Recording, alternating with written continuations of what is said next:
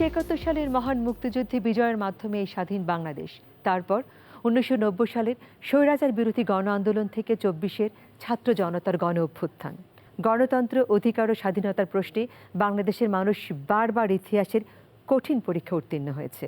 ইতিহাসের সেই ধারাবাহিকতায় আবারও এক গুরুত্বপূর্ণ সময়ের মুখোমুখি বাংলাদেশ। আগামী 12 ফেব্রুয়ারি অনুষ্ঠিত হতে যাচ্ছে ত্রয়োদশ জাতীয় সংসদ নির্বাচন, যেখানে ভবিষ্যৎ নির্ধারণের দায়িত্ব শুধু প্রবীণদের নয়, লক্ষ লক্ষ তরুণ তরুণীরও। এই প্রজন্ম কেবল ভোটার নয়, তারা স্বপ্ন দেখে, প্রশ্ন করে, পরিবর্তন চায়। তারা জানতে চায় কেমন হবে আগামী বাংলাদেশের শিক্ষা, কর্মসংস্থান, গণতন্ত্র ও ন্যায় বিচার। দর্শক সকলকে স্বাগত জানাই প্রথম ভোট অনুষ্ঠানে। আপনাদের সাথে আছি আমি ফেরদৌসী আহমেদ চৌধুরী, আর আমার সাথে আছে এক ঝাঁক তরুণ। তাদের প্রশ্ন, উত্তর, মতামত, ভোট প্রদান সংক্রান্ত খুঁটিনাটি বিষয় নিয়ে আলোচনা করার জন্য আমাদের সাথে উপস্থিত আছেন বাংলাদেশ নির্বাচন কমিশন সচিবালয়ের সিনিয়র সহকারী সচিব জনাব মোহাম্মদ রশিদ মিয়া। এবারে আমরা আমন্ত্রণ জানাচ্ছি আমাদের আজকের অতিথিকে। আপনাকে অনেক অনেক স্বাগত আমাদের প্রথম ভোট অনুষ্ঠানে। আমরা তরুণদের মুখ থেকে তরুণদের নাম এবং পরিচয়টা জেনে নিই। অবশ্যই, আপনারা বলেন। আমি কাইয়ুম কাফি, শিক্ষার্থী শেরেবাংলা কৃষি বিশ্ববিদ্যালয়। আমি শাহেদ মাহমুদ, আমি শেরেবাংলা কৃষি বিশ্ববিদ্যালয়ের কৃষিতত্ত্ব বিভাগে স্নাতকোত্তরে অধ্যয়নরত আছি। আমি আল নোমান, ঢাকা বিশ্ববিদ্যালয়ে পড়ালেখা করছি। আমি মোহাম্মদ আহাদ ইসলাম, ইউনাইটেড ইন্টারন্যাশনাল ইউনিভার্সিটির সিএসসি ডিপার্টমেন্টে দ্বিতীয় বর্ষের শিক্ষার্থী। আমি মোহাম্মদ মাহমুদুল হাসান, অধ্যয়নরত আছি ঢাকা কলেজে। আমি মোহাম্মদ মঞ্জুরুল ইসলাম, অধ্যয়নরত আছি ঢাকা ইন্টারন্যাশনাল ইউনিভার্সিটি আইন বিভাগে। সুপ্রিয় দর্শক, আজ আমরা এই তরুণদের কণ্ঠে শুনব তাদের আশা, আকাঙ্ক্ষা, মতামতের কথা, এবং জানব তারা প্রথম ভোটার হিসেবে তাদের অনুভূতি এবং কেমন বাংলাদেশ তারা দেখতে চায়। আমরা জানি যে আগামী ত্রয়োদশ সংসদ নির্বাচনে আমাদের ভোটারের সংখ্যা প্রায় 12,77,00,000 বা এরও কিছু বেশি হবে, এবং এখানে তরুণ ভোট কিন্তু প্রায় 4 কোটি। এই যে 4 কোটি তরুণ যারা প্রথমবার ভোট দিচ্ছেন, আপনার দৃষ্টিতে তারা ভবিষ্যৎ এবং রাজনীতি নির্ধারণের জন্য কতটা বড় শক্তি? একটি দেশের অর্থনৈতিক উন্নয়ন বলেন, রাজনীতি বলেন, সমাজ বলেন, রাষ্ট্রনীতি বলেন, প্রত্যেকটি দেশে, পৃথিবীর প্রত্যেকটি দেশে তরুণরাই অগ্রণী ভূমিকা পালন করে। এবং বাংলাদেশ সৃষ্টির পর থেকে এখন পর্যন্ত তরুণরাই কিন্তু জাতি বিনির্মাণে গুরুত্বপূর্ণ ভূমিকা পালন করেছে। যে 12,77,00,000 যে ভোটার রয়েছে আমাদের এই বর্তমান ত্রয়োদশ জাতীয় সংসদ এবং গণভোট নির্বাচন উপলক্ষে, এখানে 4 কোটির মতো তরুণ। এই তরুণরাই আসলে আপনার ক্ষমতায় কারা যাবে একটা নিয়ামক শক্তি হিসাবে কাজ করবে। তরুণদের এই শক্তিকে বাস্তবে প্রতিফলন ঘটানোর জন্য আসলে প্রয়োজন অংশগ্রহণ, সচেতনতার, সিদ্ধান্ত নেওয়া, সাহস। সেই জায়গা থেকে আমরা বলতে পারি যে এবারই কিন্তু তারা প্রথম ভোট দিতে যাচ্ছেন, এবং এই ভোট দেওয়ার অনুভব বা তারা কেমন বাংলাদেশ চাচ্ছে এটা আমরা তাদের মুখ থেকেই শুনতে চাই। ভোট শব্দটি আসলে আপনার মাথায় যখন প্রথম আসে আপনার কাছে কি অনুভূত হয়? ভোট যখন আমরা এই শব্দটি আমাদের মাথায় আসে তখন আমরা অনুভব করি একটা ব্যালট বক্স, একটা ব্যালট, তারপরে হচ্ছে আমাদের নখে একটা মার্ক। এই বিষয়গুলো আসলে আমরা তরুণরা হিসেবে এই বিষয়গুলো কিন্তু আমরা ফিল করি বা অনুভব করি। তবে ভোট সবচেয়ে বড় যে জায়গা সেটা হচ্ছে প্রতিনিধি নির্বাচন করার একটা প্রক্রিয়া। তো সেই জায়গা থেকে আমরা যারা তরুণ রয়েছি আমরা বিশ্বাস করি যে আগামী নির্বাচনে আমরা আমাদের ভোটাধিকার প্রয়োগ করব, এবং সেই ভোটাধিকারের মাধ্যমে আমরা যে প্রতিনিধি নির্বাচন করব যারা আমাদের সমস্যাগুলো জাতীয় সংসদে আনবেন, সমস্যাগুলো সমাধান করবেন, সমাধানের একটি দ্বার উন্মোচন করবেন, এবং সুন্দর, সমৃদ্ধ এবং ইনসাফ ভিত্তিক একটি বাংলাদেশ আমাদেরকে উপহার দিবেন। আপনি কেন এবার প্রথম ভোট প্রদানে উৎসাহিত বোধ করছেন কেন? আমরা সবাই আসলে যারা তরুণ রয়েছে, যাদের আসলে একদম প্রথম ভোট হতে যাচ্ছে এই ত্রয়োদশ জাতীয় সংসদ নির্বাচন, তো সেই জায়গায় উৎসাহিত বোধ করছি এজন্যই যে আমি আমার যোগ্য একজন প্রার্থীকে নির্বাচন করব আমার ভোটাধিকারের মাধ্যমে, বা আমরা যারা তরুণরা রয়েছি ভোটাধিকার প্রয়োগ করব, এবং একজন প্রতিনিধি যিনি একজন এলাকার এমপি হবেন তিনি কিন্তু জাতীয় সংসদে যাবেন, হয়তো তার সে যোগ্যতা থাকলে তিনি মন্ত্রী হবেন, অর্থাৎ আমাদের সমস্যাগুলোর সমাধান করা, আমাদের এলাকা ভিত্তিক যে সমস্যা বা আমাদের দেশের যে সমস্যাগুলো রয়েছে সমস্যাগুলোর সমাধান তারা করবেন, এবং নতুন নতুন উন্নয়নের যে ব্যাপার, অর্থনৈতিক উন্নয়ন বলি, রাষ্ট্র কাঠামো ভিত্তিক উন্নয়ন বলি, এই উন্নয়নগুলো তারা করবেন, এবং সর্বোপরি একটি সুন্দর, সমৃদ্ধ, দুর্নীতিমুক্ত একটি বাংলাদেশ আমাদেরকে উপহার দিবেন। মানে আপনারা চাচ্ছেন যে তারা সম্পূর্ণ দুর্নীতিমুক্ত বাংলাদেশ করবে এবং যে যার জায়গা থেকে কাজ করবে। তাই নাকি? আমরা এবার আপনাদের কাছে আসছি। আপনাদের কাছে একটি প্রশ্ন জানতে চাই যে এবারে জাতীয় নির্বাচনে কেন ভোট দিতে আপনারা উৎসাহিত বোধ করছেন? আমি মনে করি দীর্ঘদিন পর এবার একটা অংশগ্রহণমূলক এবং গ্রহণযোগ্য ভোট হতে চলছে। এর আগেরবারের ভোটগুলো আমাদের হতাশা করেছে ঠিকই, কিন্তু ভোট থেকে সরে আসলে সেই অবস্থারই আবারও পুনরাবৃত্তি ঘটবে। তাই আমি মনে করি এবারের ভোটে অংশগ্রহণ করে আমাদের দেশের জন্য একজন যোগ্য প্রার্থী নির্বাচন করা এটা আমাদের দায়িত্ব। মানে যিনি আপনাদের সব সব কাজগুলো করবে, দুঃখ কষ্টের কথা শুনবে, তাই নয় কি? জি। আচ্ছা, এবার আমরা আপনার কাছে আসছি, আবার আপনাদের কাছে। এটা হচ্ছে যে বিগত আমলে কিন্তু আপনারা ভোট থেকে বঞ্চিত হয়েছিলেন।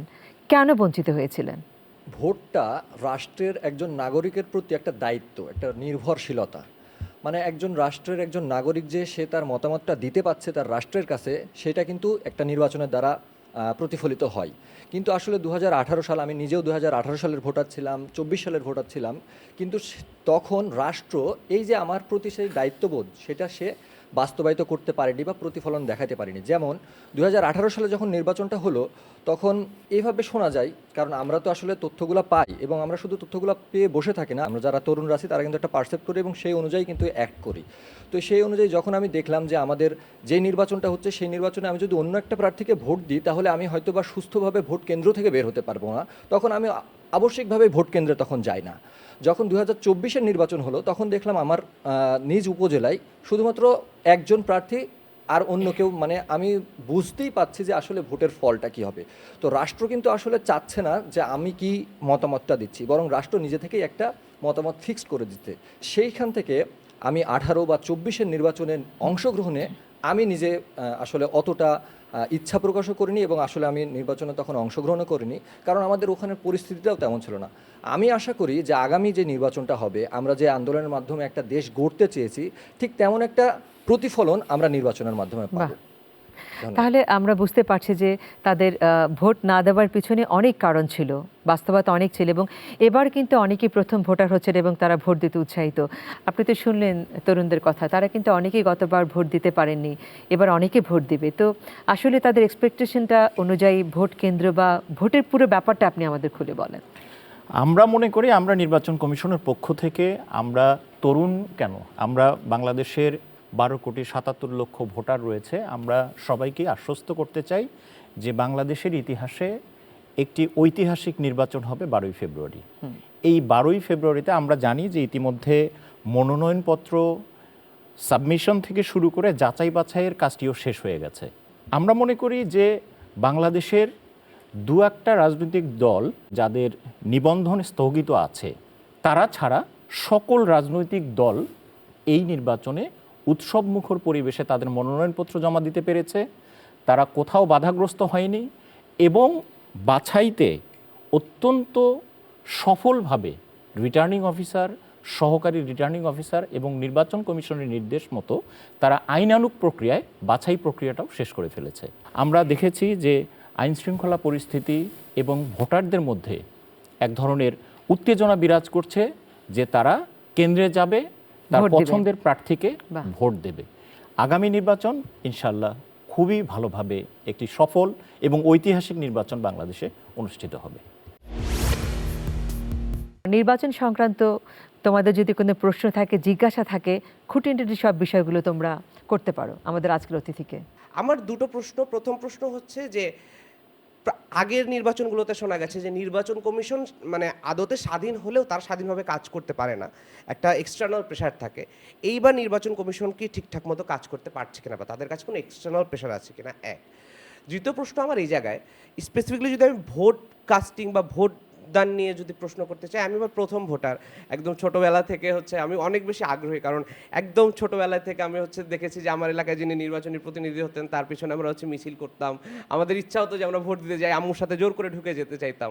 একজন নতুন ভোটার, মানে আমার মতো যারা নতুন ভোটার, তারা যখন ভোট দিতে যাবেন তারা কি কি ধরনের হচ্ছে মানে ডকুমেন্টস বা কি কি জিনিসপত্র তারা সাথে নেবেন, এবং এই পুরো প্রসেসটা যদি একটু ব্রিফলি বলতেন তাহলে হয়তো আমাদের জন্য একটু সুবিধা হতো। আপনি জানেন যে বাংলাদেশ সংবিধানে নির্বাচন কমিশন একটি স্বাধীন এবং সাংবিধানিক প্রতিষ্ঠান। তফসিল ঘোষণা থেকে শুরু করে এখন পর্যন্ত আমরা নির্বাচনী প্রসেসের মধ্যেই আছি।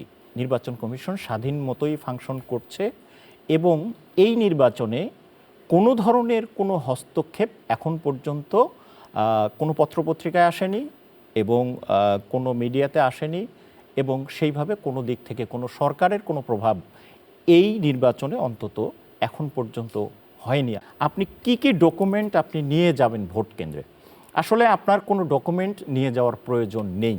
শুধু আপনি কেন্দ্রে যাবেন, আপনার ছবি দেখে আমাদের কর্মকর্তা পোলিং অফিসার আপনাকে আইডেন্টিফাই করবে, ছবির সাথে আপনার চেহারার সাথে মিলাবে।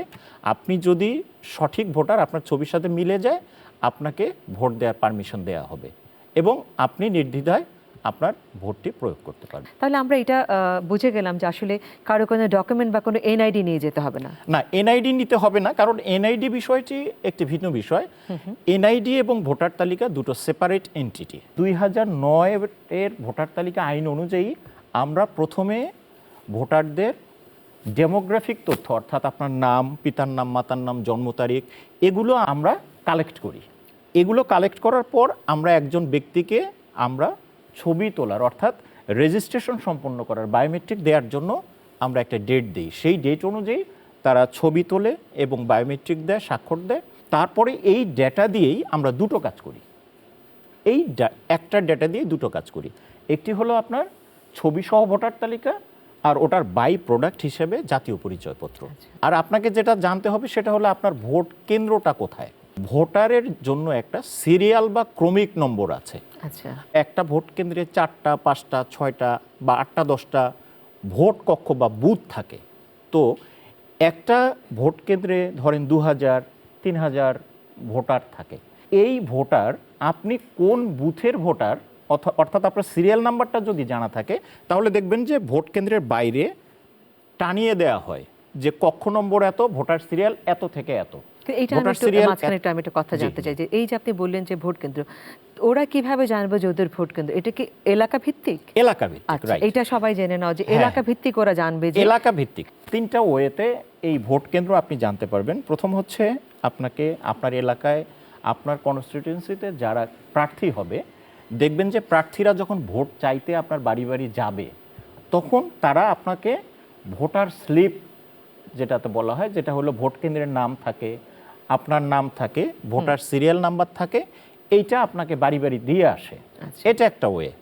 আর একটা ওয়ে হচ্ছে আপনার যে ভোট কেন্দ্রটা, সেই ভোট কেন্দ্রের সামনে দেখবেন যে 400 গজের বাইরে ভোটে যারা দাঁড়িয়েছে, অর্থাৎ ক্যান্ডিডেট, তাদের ছোট ছোট টেবিল নিয়ে তাদের লোকজন কাজ করে। তারা ভোটারদেরকে জানিয়ে দেয় যে আপনার ভোট কক্ষ কোনটা, আচ্ছা, জানিয়ে দেয়, সিরিয়াল নাম্বারটা দিয়ে দেয়। আরেকটা বিষয় আমরা নির্বাচন কমিশনের পক্ষ থেকে করে থাকি, সেটা হচ্ছে SMS এর মাধ্যমে আপনি ভোট কেন্দ্র জানতে পারবেন। যেদিন হবে, অর্থাৎ 12ই ফেব্রুয়ারি, তার 1 সপ্তাহ আগে থেকে ন্যাশনাল আইডি কার্ড নাম্বার যেটা থাকবে, সেই নাম্বার দিয়ে আপনি একটি নির্দিষ্ট নাম্বারে আপনাকে SMS করতে হবে। ত্রয়োদশ জাতীয় সংসদ নির্বাচনের জন্য BTRCর কাছ থেকে আমরা একটি নাম্বার নিব। সেটা 1 সপ্তাহ আগে হবে।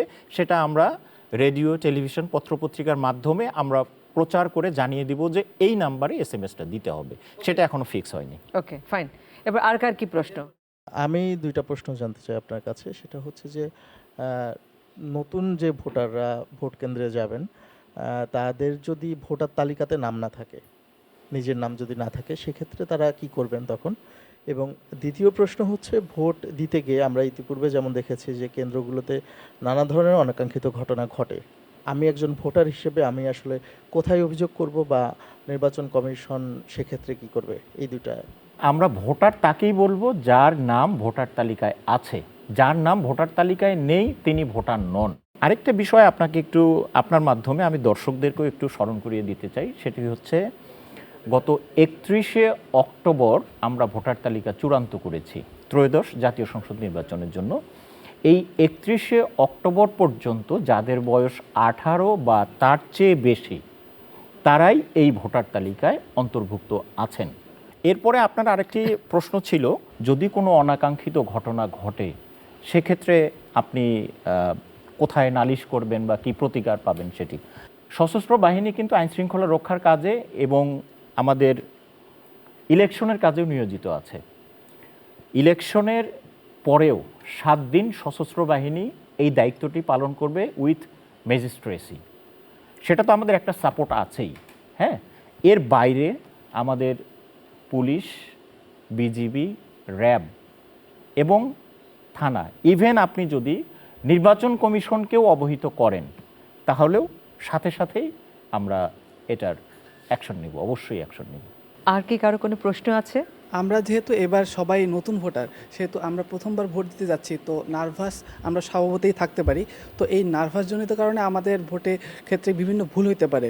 তো এক্ষেত্রে কি আমাদের ভোট বাতিল হবে, এবং এরকম কোনো ভুল হলে আমাদের করণীয়টা কি হতে পারে? নার্ভাসের কারণে যেটা হবে, আপনি ভোট দিতে ভুল করবেন, অথবা আপনি একটা সিল দেওয়ার কথা আপনি 2 জায়গায় দিয়ে দিতে পারেন। সেক্ষেত্রে যেটা হবে, আপনার 2 মার্কায় যদি আপনি ভোট দিয়ে দেন, আপনার ওই ভোটটা বাতিল হয়ে যাবে। অথবা এমন জায়গায় যে আপনি ভোট দিতে ভাঁজ করার সময় কালি যেখানে আপনি সিল দিয়েছেন ওই কালিটা অন্য মার্কার উপরে লেগে গেল, তখন আপনার ভোটটা নষ্ট হয়ে যাবে। বাংলাদেশের যতগুলো প্রচার মাধ্যম আছে, সকল প্রচার মাধ্যমে নির্বাচন কমিশন একেবারে ব্যাপকভাবে প্রচারের ব্যবস্থা নিয়েছে। আপনি কিভাবে ভোট দিবেন, কিভাবে ব্যালট পেপার ভাঁজ করবেন, কিভাবে বাক্সে ফেলবেন, কিভাবে সিল দিবেন, কেন্দ্রে কিভাবে যাবেন, হ্যাঁ, লাইনে কিভাবে দাঁড়াবেন, আপনাকে কে কে হেল্প করবে, এই বিষয়গুলো করার জন্য সকল ডিপার্টমেন্ট এটা এর সাথে তথ্যচিত্র হয়েছে, সম্পৃক্ত। ওরা যেন সেটা ভালো করে দেখে। হ্যাঁ হ্যাঁ। সুপ্রিয় দর্শক, চলুন এবার আমরা ভোট প্রদান প্রক্রিয়া দেখে আসি। আজকে মক ভোটিংয়ে আমি প্রথম ভোটার হিসেবে জাতীয় নির্বাচনে কিভাবে ভোট দিতে হয় সেটা শেখার জন্য এসেছি। প্রথমে এসে আমি আমার নাম অনুযায়ী লিস্ট খুঁজে নিয়েছি, এবং সেখান থেকে আমি কিভাবে কোথায় যে ভোট দিব সেটা জেনেছি। আমাকে বলা হলো যে সোজা যে সিরিয়ালে দাঁড়িয়ে ভোট দিতে হবে। সেখানে আমি বিভিন্ন জায়গায় ভলেন্টিয়াররা ছিলেন, তারা আমাকে বিভিন্নভাবে তথ্য দিয়ে সাহায্য করছিলেন। ফাইনালি আমি আমার কক্ষে গেলাম। ভোট কক্ষে প্রবেশের পর প্রথম পোলিং অফিসার ভোটারের নাম, বাবা মায়ের নাম এবং ক্রমিক নং দেখে ভোটার তালিকা থেকে ভোটারের পরিচয় নিশ্চিত করবেন। দ্বিতীয় পোলিং অফিসার ভোটারের বাম হাতের বৃদ্ধাঙ্গুলিতে অমোচনীয় কালি দেবেন। এরপর সহকারী প্রিজাইডিং অফিসার ভোট দেওয়ার পর ব্যালট পেপার কিভাবে ভাঁজ করে ভোট দিতে হবে সে সম্পর্কে ভোটারকে অবগত করবেন। এরপর সহকারী প্রিজাইডিং অফিসার ভোটারকে জাতীয় সংসদ নির্বাচনের জন্য একটি ব্যালট পেপার, গণভোটের জন্য একটি ব্যালট পেপার এবং মার্কিং সিল দেবেন। এরপর ভোটারকে গোপন কক্ষে যেতে বলবেন। গোপন কক্ষে ভোটার তার পছন্দ অনুযায়ী জাতীয় সংসদ নির্বাচনে ও গণভোটের ব্যালট পেপারে মার্কিং সিল দিয়ে ভোটাধিকার প্রয়োগ করবেন। ভোটার মার্কিং সিল ব্যবহার করে ভোট দেওয়ার পর ব্যালট পেপার দুটি প্রথমে লম্বালম্বিভাবে ভাঁজ করে এবং তারপর আড়াআড়িভাবে ভাঁজ করে একই ব্যালট বক্সে দুটি ব্যালট পেপার জমা দেবেন বা ফেলবেন। প্রথম নাম খোঁজা থেকে শুরু করে ব্যালট বক্সে পেপার ফেলা পর্যন্ত সম্পূর্ণ আমার মনে হচ্ছে আনুমানিক 5 মিনিট সময় আমার লেগেছে। আমি পোলিং অফিসার ভোটার তালিকার সহিত ভোটারের ছবি, নাম, পিতার নাম, মাতার নাম মিলিয়ে দেখতেছি। আমি পোলিং অফিসার 2। পোলিং অফিসার 1 যখন ভোটার শনাক্ত করেন, এরপরে আমি ভোটারের আঙুলে অমোচনীয় কালি দেই। আমি সহকারী প্রিজাইডিং অফিসার, পোলিং অফিসার কর্তৃক শনাক্তকৃত ভোটারকে আমি ব্যালট ইস্যু করি। দুটো ব্যালট ইস্যু করতে হবে আমাকে, জাতীয় সংসদ নির্বাচনের একটি ব্যালট, গণভোটের একটি ব্যালট, এবং প্রতিটি ব্যালটে আমাকে ক্রমিক নম্বর লিখতে হবে, ভোটারের স্বাক্ষর নিতে হবে, সাথে সাথে অফিসিয়াল সিল মরিপত্র দিতে হবে, এবং ব্যালটের অপোজিটে অফিসিয়াল সিল এবং আমার অনুস্বাক্ষর দিতে হবে। এভাবে একজন ভোটারকে আমি দুটো ব্যালট ইস্যু করব, সাথে মার্কিং সিল দিয়ে ব্যালট দুটি নিয়ে গোপন কক্ষে তাকে যেতে পরামর্শ দিই। আপনাদের কি আর কোনো প্রশ্ন আছে? জি, আমার একটি প্রশ্ন আছে, এবং আমার কাছে মনে হয় শুধু তরুণ প্রজন্ম না, পুরো আমাদের বাঙালি জাতি সবারই হচ্ছে একটি প্রশ্ন, সেটা হচ্ছে গণভোট নিয়ে। আমরা কিন্তু সবাই এই বিষয় নিয়ে চিন্তা করছি যে গণভোটে আসলে কি বিষয়গুলো আছে। যেমন হচ্ছে আমরা সবাই মোটামুটি এটা জানি যে সংবিধান সংস্কার বিষয়ক, তারপরে হচ্ছে সংসদ দ্বিকক্ষ বিশিষ্ট হবে কিনা, জুলাই সনদ বাস্তবায়ন হবে কিনা, তত্ত্বাবধায়ক সরকার হবে কিনা, এই বিষয়গুলো আরও কি কি বিষয়গুলো আসলে আমাদের এই গণভোটে সংশ্লিষ্ট আছে। আপনারা জানেন যে 12ই ফেব্রুয়ারি যে ত্রয়োদশ জাতীয় সংসদ নির্বাচন হচ্ছে, সেই নির্বাচনে একই সাথে গণভোট অনুষ্ঠিত হবে। এজন্য বাংলাদেশ নির্বাচন কমিশন নর্মালি যে ভোটের সময় থাকে সেখান থেকে 1 ঘন্টা সময় বাড়িয়ে দিয়েছে। আমরা এর আগে অন্যান্য নির্বাচনগুলোতে দেখেছি যে সকাল 8টা থেকে বিকেল 4টা পর্যন্ত ভোট হয়। আগামী 12ই ফেব্রুয়ারি যে ভোটটি অনুষ্ঠিত হতে যাচ্ছে, গণভোট ও জাতীয় সংসদ নির্বাচন, সেখানে সকাল 7:30 থেকে 4:30 পর্যন্ত ভোট গ্রহণ অনুষ্ঠিত হবে। এই গণভোট একটি বাড়তি ব্যালট থাকবে। আপনি একেবারে খুবই কারেক্টলি বলেছেন যে এখানে 4টি বিষয় আছে। আপনি সংবিধান সংস্কার, তারপরে আপনার উচ্চ কক্ষ, তারপরে তত্ত্বাবধায়ক সরকার, এই বিষয়গুলো, প্রত্যেকটা বিষয়গুলোকে 4টি প্রশ্নে ভাগ করে গণভোটের ব্যালটটা ডিজাইন করা হয়েছে। এবং গণভোটে আপনার বলা হয়েছে হ্যাঁ না, এবং ডান পাশে দেওয়া হয়েছে টিক চিহ্ন, আর না ডান পাশে দেওয়া হয়েছে ক্রস চিহ্ন। এই 4টির মধ্যে ঘর করে দেওয়া হয়েছে। হ্যাঁ, আপনারা গণভোটের ব্যালটটা আমরা দেখব, সেই গণভোটের ব্যালটে দেখবেন হ্যাঁ টিক চিহ্ন, না টিক চিহ্ন। এই 4টির যে কোনো জায়গায় যারা বাংলাদেশের ভিতরে কেন্দ্রে গিয়ে ভোট দিবে, মার্কিং সিল, অর্থাৎ যে সিলটা আপনাকে দেওয়া হবে, ওই সিল দিয়ে যে কোনো এক জায়গায় ভোট দিলেই ভোটটা কাউন্ট হয়ে যাবে। তো একই সাথে এই নির্বাচনে কিন্তু দুটো ব্যালট থাকছে। এবারের গণভোটের ব্যালটের কালারটা হবে গোলাপি, জাতীয় সংসদের ব্যালটের কালার হবে সাদা। সেই জাতীয় সংসদের ব্যালটে আপনার বাম পাশে বাংলা বর্ণমালার ক্রম অনুযায়ী আপনার ক্যান্ডিডেটের নাম লেখা থাকবে এবং ডান পাশে প্রতীকটা থাকবে। আমার এর সাথে একটি সম্পূরক প্রশ্ন ছিল যে হ্যাঁ জয়যুক্ত হলে এই বিষয়টা প্রয়োগটা কবে থেকে হবে? এই প্রয়োগের বিষয়টা আসলে যখন জুলাই সনদ স্বাক্ষর হয়েছে, সেই জুলাই সনদেই কিন্তু বলা আছে। হ্যাঁ, এটা কিভাবে কোন উপায়ে এই জুলাই সনদ হ্যাঁ ভোট জয়যুক্ত হলে কোন প্রক্রিয়ায় এটাকে বাস্তবায়ন করা হবে, এটা কিন্তু জুলাই সনদেই বলা আছে। এটা আসলে নির্বাচন কমিশনের কাজ নয়। নির্বাচন কমিশনের কাজ হচ্ছে একটি সুষ্ঠু, নিরপেক্ষ এবং গ্রহণযোগ্য নির্বাচন আয়োজন করা। পরবর্তী সরকার যারা আসবে তাদের কাজ হবে জুলাই সনদ বাস্তবায়ন করা। আমরা দ্বিকক্ষ বিশিষ্ট সংসদের কথা শুনছি, তো আসলে এই যে আপার হাউস বা উচ্চকক্ষ বা নিম্নকক্ষ, এই বিষয়টা আমরা আসলে স্পষ্ট না। এই বিষয়টা যদি একটু আমাদের জন্য স্পষ্ট করে। আচ্ছা, এটি রাজনৈতিক দলগুলো তাদের ঐক্যমত্য কমিশন যে গঠিত হয়েছিল মাননীয় প্রধান উপদেষ্টার সভাপতিত্বে, উনি এটার সভাপতি ছিলেন। এখানে রাজনৈতিক দলগুলোর সাথে মানে অনেক দিন ডিসকাশন হওয়ার পরে এই জুলাই সনদটি স্বাক্ষরিত হয়েছে আমরা জানি। এখানে লোয়ার হাউস বলতে আমরা যেটা বুঝছি যে সরাসরি ভোটে আমাদের যে 300 আসন রয়েছে সেটাই হচ্ছে আমাদের লোয়ার হাউস। যদি হ্যাঁ জয়যুক্ত হয় গণভোটে, তাহলে আপনার আপার হাউজের বিষয়টি আসছে, সেখানে পরবর্তী সরকার সেটা বাস্তবায়ন করবে। সেটা পিআর পদ্ধতিতে, অর্থাৎ প্রপোর্শনাল রিপ্রেজেন্টেটিভ, অর্থাৎ যে রাজনৈতিক দল যত পার্সেন্ট ভোট পেয়েছে ওই পার্সেন্টেজের ভিত্তিতে আপনার আপার কক্ষ, আমরা যতটুকু জানি 100 আসন সদস্য বিশিষ্ট হবে। 100 আসনের রাজনৈতিক দলগুলো প্রাপ্ত ভোটের সংখ্যানুপাতিক হারে 100 সদস্য মনোনীত করবে। পরবর্তী সংসদে আসার পর এটার উপরে আলাপ আলোচনা করে পরবর্তী সরকার এই বিষয়ে সিদ্ধান্ত গ্রহণ করবে। এখনই আপার হাউস কোনো নির্বাচন হচ্ছে না, এখন আমাদের এই জাতীয় সংসদের 300 আসন নির্বাচন হচ্ছে, সাথে গণভোটটা হচ্ছে। গণভোট হ্যাঁ জয়যুক্ত হলে আপার হাউসের বিষয়টি আসবে। এই জায়গায় একটু জাস্ট ক্লিয়ার হওয়ার জন্য, মানে এই আপার হাউস নির্বাচনের যেই মানে ভোটটা, এটা কি যারা নির্বাচিত সংসদ সদস্য আছে তারাই দিবেন নাকি আবার এখানে আর পরবর্তীতে কোনো নির্বাচন হবে না?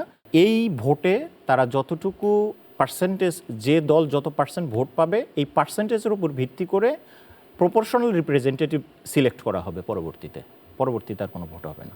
প্রিয় দর্শক, চলুন আমরা গণভোট নিয়ে একটি তথ্যচিত্র দেখে আসি।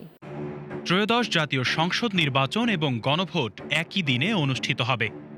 গণভোটে যে প্রশ্নটি থাকবে সেটি হচ্ছে, আপনি কি জুলাই জাতীয় সনদ বাস্তবায়ন আদেশ 2025 এবং জুলাই জাতীয় সনদে লিপিবদ্ধ সংবিধান সংস্কার সম্পর্কিত নিম্নলিখিত প্রস্তাবসমূহের প্রতি আপনার সম্মতি জ্ঞাপন করিতেছেন? হ্যাঁ অথবা না। ক, নির্বাচনকালীন তত্ত্বাবধায়ক সরকার, নির্বাচন কমিশন এবং অন্যান্য সাংবিধানিক প্রতিষ্ঠান জুলাই সনদে বর্ণিত প্রক্রিয়ার আলোকে গঠন করা হইবে। খ, আগামী জাতীয় সংসদ হইবে 2 কক্ষ বিশিষ্ট ও জাতীয় সংসদ নির্বাচনে দলগুলোর প্রাপ্ত ভোটের অনুপাতে 100 সদস্য বিশিষ্ট একটি উচ্চকক্ষ গঠিত হইবে এবং সংবিধান সংশোধন করিতে হইলে উচ্চকক্ষের সংখ্যাগরিষ্ঠ সদস্যদের অনুমোদন দরকার হইবে। গ, সংসদে নারী প্রতিনিধি বৃদ্ধি, বিরোধী দল হইতে ডেপুটি স্পিকার ও সংসদীয় কমিটির সভাপতি নির্বাচন, মৌলিক অধিকার, বিচার বিভাগের স্বাধীনতা, স্থানীয় সরকার, প্রধানমন্ত্রীর মেয়াদ, রাষ্ট্রপতির ক্ষমতাসহ তফসিলে বর্ণিত যে ৩০টি বিষয়ে জুলাই জাতীয় সনদে ঐকমত্য হইয়াছে, সেগুলো বাস্তবায়নে আগামী সংসদ নির্বাচনে বিজয়ী রাজনৈতিক দলগুলো বাধ্য থাকিবে। ঘ, জুলাই জাতীয় সনদে বর্ণিত অপরাপর সংস্কার রাজনৈতিক দলগুলো প্রতিশ্রুতি অনুসারে বাস্তবায়ন করা হইবে।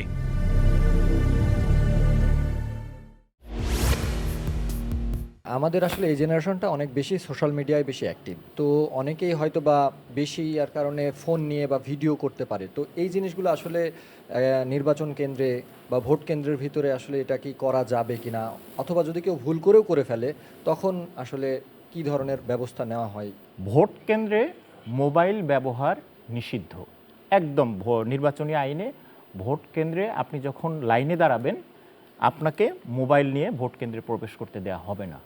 আমি এই অনুষ্ঠানের মাধ্যমে বাংলাদেশের সকল ভোটারের কাছে বিনীত অনুরোধ রাখব যে আপনারা ভোট কেন্দ্রে কেউ মোবাইল ফোন নিয়ে যাবেন না। অর্থাৎ ভোট কেন্দ্র কেন, ভোট কেন্দ্রে আপনি যখন যাবেন ভোট দেওয়ার জন্য অবশ্যই মোবাইল ফোনটি আপনার পরিচিত কারো কাছে জমা রেখে তারপরে আপনি ভোট দিতে যাবেন। কেউ যদি ইচ্ছাকৃত বা অনিচ্ছাকৃত মোবাইল ফোন নিয়ে ভোটের গোপনীয়তা ভঙ্গ করার আপনারা চেষ্টা করেন তাহলে অবশ্যই সেটা শাস্তিযোগ্য অপরাধ এবং আইনশৃঙ্খলা বাহিনী অবশ্যই আপনাকে শাস্তির আওতায় আনবে। তাই আমি অনুরোধ করব আপনারা এই কাজটি থেকে বিরত থাকবেন। আপনারা যারা তরুণ আজকে প্রথম ভোট অনুষ্ঠানে এসেছেন এবং যারা নতুন ভোট দেবেন, প্রথম ভোট দেবেন, তাদের সবাইকে অনেক অনেক ধন্যবাদ জানাচ্ছি। আর আপনাকে অনেক ধন্যবাদ জানাচ্ছি, আপনি অনেক ব্যস্ত, তার মাঝেও বাংলাদেশ টেলিভিশনকে সময় দিয়েছেন। প্রথম ভোট সে স্বপ্নেরই কথা বলে, যে স্বপ্নে আছে ন্যায়, গণতন্ত্র আর সম্ভাবনার বাংলাদেশ। আশা করব এই প্রত্যাশা পূরণ হবে সবার। আমরা আজকে প্রথম ভোট অনুষ্ঠান থেকে বিদায় নিচ্ছি। দেখা হবে আগামী আয়োজনে নতুন কোনো অতিথিকে নিয়ে এবং আরও নতুন নতুন প্রশ্ন নিয়ে। সবাই ভালো থাকবেন, বাংলাদেশ টেলিভিশনের সাথেই থাকবেন। আল্লাহ হাফেজ।